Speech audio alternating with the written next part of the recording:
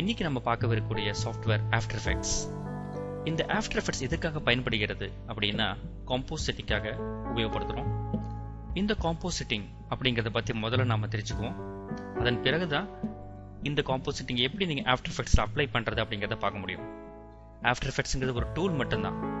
அந்த டூலில் நீங்கள் கொடுக்கக்கூடிய ஒர்க்கை உங்களுக்கு அவுட்புட்டாக கொடுக்க போகுது. ஆனால் அந்த காம்போசிட்டிங்கிற அந்த டெக்னிக், அந்த பைப்லைன், அதெல்லாம் உங்களுக்கு தெரியணும். அதை தான் நாங்கள் இன்னைக்கு உங்களுக்கு சொல்லிக் கொடுக்க போகிறோம். காம்போசிட்டிங் அப்படின்னா என்ன அப்படின்னா, it deals with the process of integrating images or videos. அதாவது 2 அல்லது 3 வீடியோக்கள் அல்லது 2 அல்லது அதற்கு மேற்பட்ட இமேஜஸ், இது அனைத்தையும் நீங்க ஒன்றாக இணைத்து ஒரே பிக்சராக அல்லது ஒரே வீடியோவாக நீங்க காட்டுறது பேர் தான் காம்போசிட்டிங் சொல்லுவோம். உதாரணத்துக்கு ஸ்டுடியோல இருந்தபடியே ஹீரோவை வீடியோ எடுத்துருவாங்க. ஆனால் உங்களுக்கு அவுட்புட் நீங்கள் டிவியில் பார்க்கும்போது ஹீரோ வேற எங்கேயோ வெளிநாட்டில் உட்காந்துட்டு பேசிட்டு இருக்கிற மாதிரி இருக்கும். இந்த மாதிரியான விஷயங்கள் எல்லாமே காம்போசிட்டிங்கில் பண்ணிட்டு இருக்கிறோம். இந்த காம்போசிட்டிங் இருக்கிறதுனால தான் இப்போ பலதரப்பட்ட விஷயங்களை உங்களால் மிக சுலபமாக பார்க்க முடிகிறது. இந்த மாதிரியான மல்டிபிள் சோர்சஸ், பலதரப்பட்ட இமேஜஸ் மற்றும் வீடியோக்களை ஒன்றாக சேர்த்து கொடுக்கறது பேர் தான் காம்போசிட்டிங். அந்த மீனிங்லேயே உங்களுக்கே புரிஞ்சிருக்கும். இந்த காம்போசிட்டிங்கை பற்றி இன்னும் கொஞ்சம் பார்ப்போம். முதல்ல காம்போசிட்டிங் போகிறதுக்கு முன்னாடி இதோடைய பைப் லைனை பற்றி நான் உங்களுக்கு சொல்கிறேன். பைப் லைன் அப்படின்னா, எப்படி உங்களுக்கு ஒரு வாட்டர் டேங்க்லேருந்து எப்படி தண்ணி வரப்போதோ, முதல்ல வாட்டர் டேங்க்லேருந்து இந்த பைப்புக்கு தண்ணி வரணும், அதுக்கடுத்து இந்த பைப்புக்கு தண்ணி வரணும், இந்த மாதிரி நீங்கள் லைன் கொடுக்குறீங்க இல்லையா, அதுதான் இங்கே பைப் லைன் அப்படின்னு குறிப்பிடுறோம். இந்த பைப் லைன் அப்படிங்கிறது எல்லா விஷயத்துக்குமே இருக்கும். நீங்கள் வீடு கட்டுறதுக்கு இருந்தாலும் சரி, அல்லது நீங்கள் ஒரு ஃபங்க்ஷன் பண்ணுறதா இருந்தாலும் சரி, எல்லாத்துக்கும் நீங்கள் ஒரு ப்ரொசீஜர் வச்சுருப்பீங்க. ஃபர்ஸ்ட் இதை பண்ணணும், அடுத்து இதை பண்ணணும் அப்படின்னு வச்சிருப்பீங்க இல்லையா. அதே மாதிரியே தான் காம்போசிட்டிங்கும் ஒரு பைப் லைன் இருக்குது. இந்த காம்போசிட்டிங்குடைய பைப் லைனை பற்றி தான் நாம இன்னைக்கு பார்க்க போகிறோம். அதாவது இந்த பைப் லைன் பாருங்க. இந்த பைப் லைன் அப்படிங்கிறது நான் சொன்னது மாதிரியே தான் உங்களுடைய ப்ராசஸ் மற்றும் ஒர்க் ஃப்ளோஸ் தான் இது குறிப்பிடுது. முதல்ல நீங்கள் எந்த வேலையை பண்ணுறீங்க, அதற்கடுத்து நீங்கள் எந்த வேலையை பண்ணுறீங்க, இந்த மாதிரியான ப்ராசஸ் பற்றி சொல்கிறது தான் பைப் லைன். இது ஒரு ப்ரோக்ராம் கிடையாது. பைப்லைன்கிறது நீங்க பார்க்குற மாதிரி ஒரு ப்ரோக்ராமோ அல்லது சாஃப்ட்வேரோ கிடையாது. நீங்க அந்த விஷயத்தை எப்படி கையாளுறீங்க, முறைப்படி எதை நீங்க முதல்ல எதை இரண்டாவதா கொண்டு வரீங்க அப்படிங்கிறது தான். இந்த காம்போசிட்டிங் எங்க பயன்படுது அப்படின்னு பார்த்தீங்கன்னா, உதாரணத்துக்கு ஒரு சினிமா இண்டஸ்ட்ரி எடுத்துக்கங்க. ஒரு சினிமா இண்டஸ்ட்ரி எடுத்தீங்கன்னா முதல்ல அதை 3 பகுதியாக பிரிச்சிருப்பாங்க. அதாவது ப்ரீ ப்ரொடக்ஷன், ப்ரொடக்ஷன் மற்றும் போஸ்ட் ப்ரொடக்ஷன். ப்ரீ ப்ரொடக்ஷன் அப்படின்னா, அந்த திரைப்படத்துடைய கதை எப்படி இருக்க வேண்டும், அந்த திரைப்படத்தில் எந்தெந்த கதாபாத்திரங்கள் நடக்க வேண்டும், அதோடைய ஸ்டோரி போர்டு, முதல் ஷாட் எங்கே இருக்கும், 2வது ஷாட் எங்கே வச்சு காட்ட போகிறோம், 3வது ஷாட் எங்கே வச்சு காட்ட போகிறோம், எந்த லொக்கேஷனுக்கு போக போகிறோம், இந்த மாதிரியான விஷயங்களை பிளான் பண்ணுறாங்க இல்லைங்களா. அந்த பிளானிங் பேர் தான் ப்ரீ ப்ரொடக்ஷன் அப்படின்னு சொல்லுவோம். அந்த பிளானிங் அவங்க எந்த முறைப்படி பண்ணுறாங்களோ அதற்கு ஏற்ற மாதிரி தான் அவங்களால அதை ஷூட் பண்ண முடியும், அந்த லொக்கேஷனுக்கு போய் பண்ண முடியும். அதை தான் ப்ரொடக்ஷன் சொல்கிறோம். நீங்கள் பண்ண பிளானை இங்கே நாம அமல்படுத்துகிறோம், இங்கே நீங்கள் இம்ப்ளிமெண்ட் பண்ணுறீங்க, அதான் ப்ரொடக்ஷன். இங்கே நீங்கள் ஷூட் பண்ணிடுறீங்க, அந்த லொக்கேஷன் போகிறீங்க, அந்த ஹீரோயினோட வச்சு நீங்கள் ஷூட் பண்ணிடுறீங்க. அதுக்கு அடுத்தது ப்ரொடக்ஷன் முடிஞ்சிருது. இதுக்கு அடுத்தபடியாக இதை போஸ்ட் ப்ரொடக்ஷன் டிபார்ட்மெண்ட்டுக்கு நம்ம அனுப்பிடுவோம். போஸ்ட் ப்ரொடக்ஷன் அப்படின்னா, நீங்கள் எடுத்த அந்த வீடியோ மற்றும் படக்காட்சிகளை எந்த மாதிரியான எஃபெக்ட்ஸ் நீங்கள் ஆட் பண்ண போகிறீங்க, அல்லது எந்த மாதிரி நீங்கள் வெளியே கொடுக்க போகிறீங்க அப்படிங்கிற விஷயத்த போஸ்ட் ப்ரொடக்ஷன் தான் நம்ம பண்ணுவோம். அதாவது ஒரு ஹீரோ டபுள் ஆக்டாக காட்ட போகிறீங்களா, அல்லது ஒரு ஹீரோயினை ஃபாரின்ல இருக்கிற மாதிரி நீங்கள் காட்ட போகிறீங்களா, அல்லது ஒரு கார் வெடிச்சு சிதற மாதிரி காட்ட போகிறீங்களா, அல்லது ஒரு ஃபைட் சீனில் ஹீரோவை பறக்க வைக்க போகிறீங்களா, இந்த மாதிரியான விஷயங்கள் எல்லாமே உங்களால் போஸ்ட் ப்ரொடக்ஷனில் பண்ண முடியும். இது மட்டும்தானா போஸ்ட் ப்ரொடக்ஷன் அப்படி கிடையாது. போஸ்ட் ப்ரொடக்ஷனில் உங்களுக்கு சவுண்ட் எடிட்டிங், வீடியோ எடிட்டிங், அதாவது ஆடியோ எடிட்டிங், வீடியோ எடிட்டிங், அது மட்டும் இல்லாமல் காம்போசிட்டிங், இது எல்லாமே உங்களுக்கு அடங்கும். அது போக உங்களுக்கு டைட்டிலிங் எஃபெக்ட் இருக்கும். ஒரு திரைப்படத்துடைய டைட்டில் எஃபெக்ட் போடுறாங்க இல்லைங்களா, அந்த டைட்டிலிங் எஃபெக்ட்டும் போஸ்ட் ப்ரொடக்ஷனில் தான் பண்ணுவாங்க. இந்த காம்போசிட்டிங் வரக்கூடிய இடம் தான் இந்த போஸ்ட் ப்ரொடக்ஷன். அதாவது நீங்கள் எப்போ காம்போசிட்டிங் பண்ணுவீங்கன்னா, ப்ரீ ப்ரொடக்ஷன் முடிஞ்சு ப்ரொடக்ஷன் அதுக்கு அடுத்து உங்களுக்கு அவுட்புட் கொடுக்கும்போது தான் நம்ம போஸ்ட் ப்ரொடக்ஷனுக்கு வருவாங்க. அது ஒரு வீடியோ எடுத்து முடிச்சதுக்கப்புறம் அதை எப்படி கையாளணும் அப்படிங்கிறத நம்ம பார்க்க போகிறோம். இந்த காம்போசிட்டிங்ல என்னென்ன வழிமுறைகள் இருக்குது அப்படின்னு பார்க்குறோம். உதாரணத்துக்கு இந்த காம்போசிட்டிங்ல வேற என்னென்ன விஷயங்களை உள்ள அடங்கியிருக்கு அப்படின்னா ரோட்டோஸ்கோபி, மேட் ரிமூவல், ரோப் ரிமூவல், இந்த மாதிரி பலதரப்பட்ட விஷயங்கள் காம்போசிட்டிங்குள்ள அடங்கியிருக்கு. ரோட்டோஸ்கோப் அப்படின்னா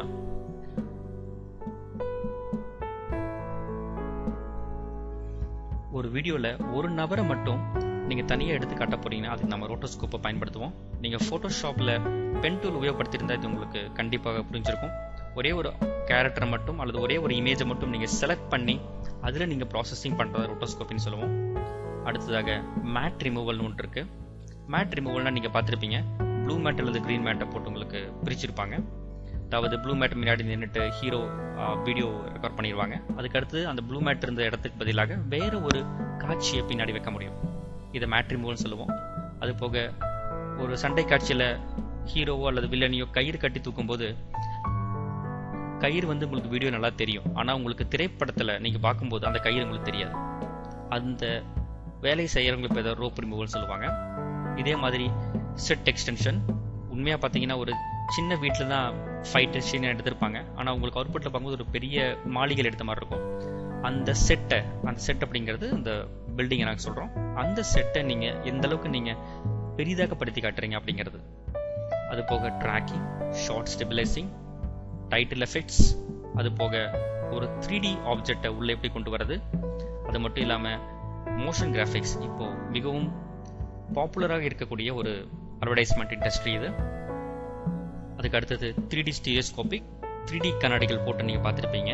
மைடியர் குட்டிச்சாத்தான் அந்த மாதிரி நிறைய படங்கள் வெளியே வந்தது. அது 3D கண்ணாடி போட்டு பார்க்கும்போது உங்களுக்கு சீனை விட்டு வெளியே உங்கள் கையில் கொடுக்குற மாதிரி தியேட்டரில் ஃபீல் பண்ணுவீங்க. அந்த எஃபெக்டை கொண்டு வர 3D ஸ்டீரியோஸ்கோபிக். அதற்கு அடுத்ததாக கலர் கரெக்ஷன், மேட் பெயிண்டிங் மற்றும் எஃபெக்ட்ஸ், இது அனைத்துமே காம்போசிட்டிங்கில் தான் அடங்கும்.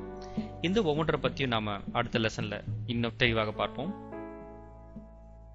முதலாவதாக மேட் ரிமூவலை பற்றி நம்ம பார்க்க போகிறோம்.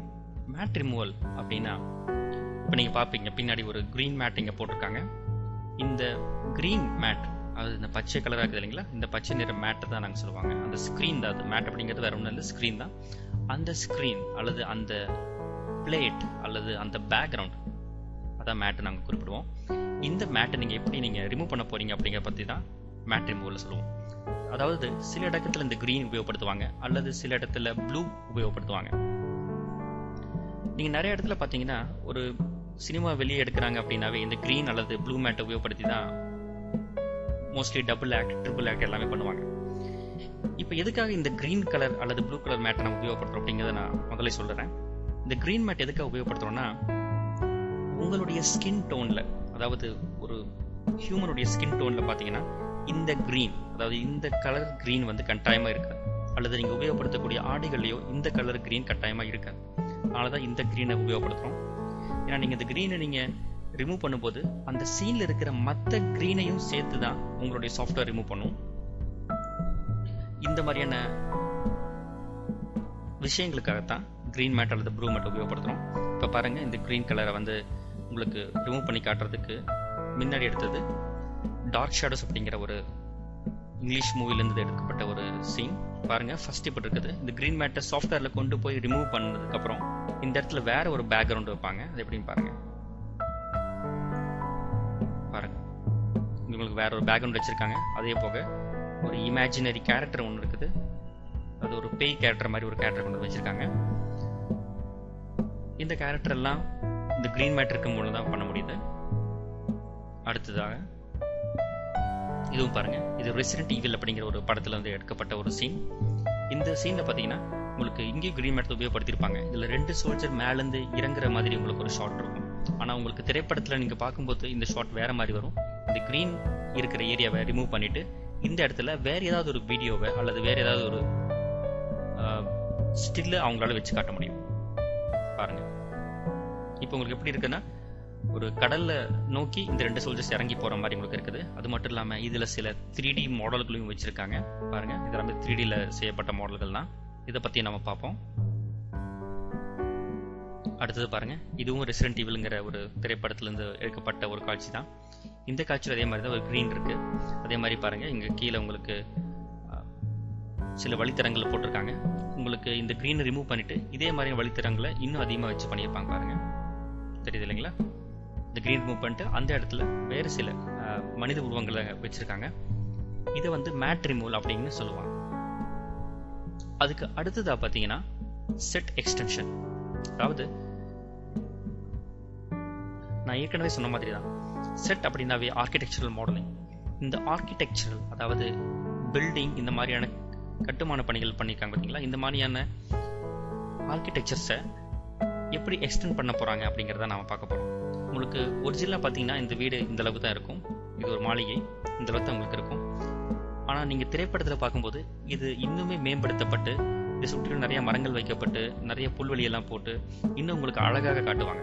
இன்னும் அழகாக காட்டும்போது உங்களுக்கு அதை பற்றிய ஒரு பிரமிப்பு உங்களுக்கு ஏற்படும். அந்த பிரம்மாண்டத்தை கொண்டு வரதுக்காகத்தான் செட் எக்ஸ்டென்ஷன் அப்படி சொல்லுவாங்க. பாருங்க பாருங்க, இப்போ உங்களுக்கு நடுவில் ஒரு நீர்வீழ்ச்சி வச்சிருக்காங்க, ஃபவுண்டைன். அது மட்டும் இல்லாமல் சுற்றி மரங்கள் வச்சிருக்காங்க, போக லேன் இருக்கு, அது புல்வெளி, இந்த மாதிரி நிறைய விஷயங்கள் இருக்குது. இங்கே பாருங்க, ஒரிஜினல் உங்களுக்கு அப்படி கிடையாது. இந்த மாதிரி வானத்துலையும் பாருங்க, இந்த மாதிரிலாம் கிடையாது. உங்களுக்கு அவுட்புட்டில் வரும்போது எல்லாமே மாறி வந்துடும். இதைத்தான் செட் எக்ஸ்டென்ஷன் அப்படின்னு சொல்லுவோம். இந்த செட் எக்ஸ்டென்ஷன் எல்லா படத்துலையுமே இப்போ உபயோகப்படுத்தி கொண்டு தான் இருக்காங்க. ஆங்கிலத்தில் மட்டும் இல்லை, தமிழ்லையும் இருக்கு. ஒரு படம் வெளியே வருது அப்படின்னா கட்டாயமாக செட் எக்ஸ்டென்ஷன் இருக்குது. அதே மூவி தான் இதுவும், டார்க் ஷேடோஸ். இந்த ஷேடோஸ்லையும் பாருங்க, இந்த ஷாட்ல பாருங்க, உங்களுக்கு ஒரு பில்டிங் முன்னாடி 2 கார் போய் நிற்கிற மாதிரி இருக்குது. அதாவது ஒரு பார்ட்டி நடக்கிற இடம் மாதிரி கட்டியிருக்காங்க. ஒரு பில்டிங் இருக்கு, அது மேலே சில கம்பிகள் மட்டும் போட்டிருக்காங்க. ஆனால் உங்களுக்கு அவுட்புட்டை நீங்கள் பார்க்கும்போது எப்படி இருக்குன்னா மிகவும் பிரம்மாண்டமாக, இதுவும் ஒரு பெரிய மாளிகை மாதிரி வச்சு காட்டியிருக்காங்க பாருங்க. நீங்கள் முன்பதி பார்த்தீங்க இல்லையா, அதே மாதிரி தான், அதே மாதிரி மாளிகை மாதிரி வச்சு காட்டியிருக்காங்க. அது மட்டும் இல்லாமல் இங்கே 2-3 காரும் எக்ஸ்ட்ராவாக ஆட் பண்ணியிருக்காங்க. இது ஒரு 3Dல பண்ணது. அது போக மரங்கள், புல்வெளிகள், லைட்டிங்ஸ் மேலே எல்லாமே பண்ணியிருப்பாங்க. இது எல்லாமே எக்ஸ்டென்ஷன் தான் நாங்கள் சொல்லுவோம். அதுக்கு அடுத்தது பாருங்க, ரெசிடென்ட் ஈவில் அப்படிங்கிற ஒரு படத்தில் இதே செட் எக்ஸ்டென்ஷன் பண்ணியிருக்காங்க. ஒரிஜினல் பார்த்தீங்கன்னா உங்களுக்கு ஹீரோயின் இந்த இடத்துல நிற்கிறாங்க, இது கீழே இவ்வளோதான் இடம் இருக்குது, இதோட இந்த பில்டிங்கோட சைஸ் முடியுது. ஆனால் உங்களுக்கு அவுட்புட்டில் காட்டும்போது உங்களுக்கு ஒரு பிரமிப்பை ஏற்படுத்தணும் அப்படிங்கிறதுக்காக இதை இன்னுமே ஆழமாக கொண்டு இருப்பாங்க. இப்போ இது கீழே வந்து ஒரு 10 அடி ஆழம் இருக்குது அப்படின்னா உங்களுக்கு படத்தில் ஒரு இன்னும் 500 அடி ஆழம் இருக்கிற மாதிரி காட்டுவாங்க. இந்த பிரம்மாண்டத்தை ஏற்படுத்திருக்காங்க பாருங்க. உங்களுக்கு திரைப்படத்தில் ரொம்ப இந்த மாதிரி தான் வரும். அதில் சில லைட் நீங்கள் ஆட் பண்ணிடலாம். இந்த மாதிரியான ஒர்க் எல்லாமே காம்போசிட்டிங் தான் சொல்லுவாங்க. ஏன் இதெல்லாம் காம்போசிட்டிங்கில் வருது அப்படின்னா இதெல்லாம் 3Dல பண்ணிடுவாங்க. ஸோ 3Dல பண்ண ஒரு விஷயத்தை கொண்டு வந்து லைவ் ஆக்ஷனோட, நம்ம கேமரா ஷூட் பண்ணுறதால லைவ் ஆக்ஷன் சொல்லுவோம். இந்த லைவ் ஆக்ஷனில் இந்த 3Dயை நீங்கள் கம்பைன் பண்ணுறீங்க பார்த்தீங்களா, அந்த கம்பைனிங் பேர் தான் காம்போசிட்டிங். உதாரணத்துக்கு இன்னொரு படம் பாருங்க, அதே ரெசிடென்ட் ஈவில் தான், இன்னொரு காட்சி. இதில் பாருங்க, பில்டிங் வந்து இந்த அளவுக்கு தான் உங்களுக்கு இருக்கிறது. ஸோ இது ஒரு கிரைம் ஆக்ஷன் அப்படிங்கிறதுனால நிறைய போலீஸ் இருக்க மாதிரி உங்களுக்கு காட்டியிருக்காங்க. அது மட்டும் இல்லாமல் பில்டிங் இவ்வளோ தான் போட்டிருக்கு. ஆனால் அவுட்புட்டில் காட்டும்போது ரொம்ப சின்னதாக இருக்குது அப்படிங்கிறனால இது இன்னுமே பிரம்மாண்டமாக பண்ணியிருக்காங்க பாருங்க. இடது பக்கம் இன்னும் அதிகமாக இருக்கிற மாதிரி, வலது பக்கம் இன்னும் அதிகமாக இருக்கிற மாதிரி உங்களுக்கு எக்ஸ்டெண்ட் பண்ணி காட்டியிருக்காங்க. இதெல்லாம் தான் செட் எக்ஸ்டென்ஷன் அப்படின்னு சொல்லுவோம். மேலும் அடுத்த லெசன்ல வேறு சில காம்போசிட்டிங் டெக்னிக்ஸை பற்றி பார்ப்போம்.